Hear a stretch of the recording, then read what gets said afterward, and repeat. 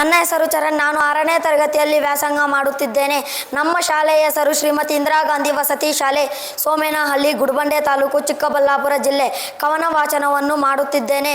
ಕವನದ ಶೀರ್ಷಿಕೆ ನನ್ನ ಹಣತೆ.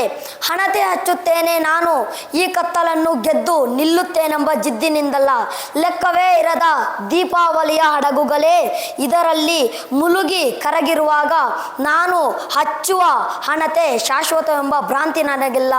ಹಣತೆ ಹಚ್ಚುತ್ತೇನೆ ನಾನು ಈ ಕತ್ತಲಿನಿಂದ ಬೆಳಕಿನ ಕಡೆಗೆ ನಡೆದೇನೆಂಬ ಆಸೆಯಿಂದಲ್ಲ.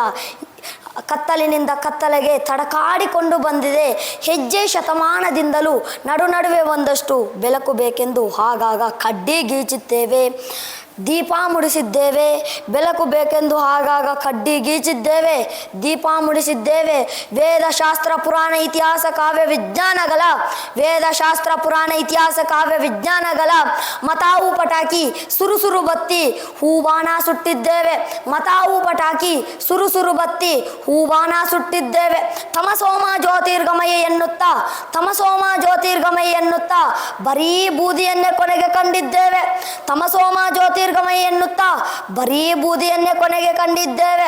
ಎಷ್ಟೊಂದು ಬೆಳಕು ಇದು, ಹುಟ್ಟರು, ತೊಟ್ಟರು, ಕುಡಿದರು, ತಿಂದರು, ಇದಕ್ಕೆ ಇನ್ನೂ ಬೇಕು ಎನ್ನುವ ಬಯಕೆ. ಆದರೂ ಹಣತೆ ಹಚ್ಚುತ್ತೇನೆ ನಾನು ಈ ಕತ್ತಲನ್ನು ದಾಟುತ್ತೇನೆಂಬ ಭ್ರಮೆಯಿಂದಲ್ಲ.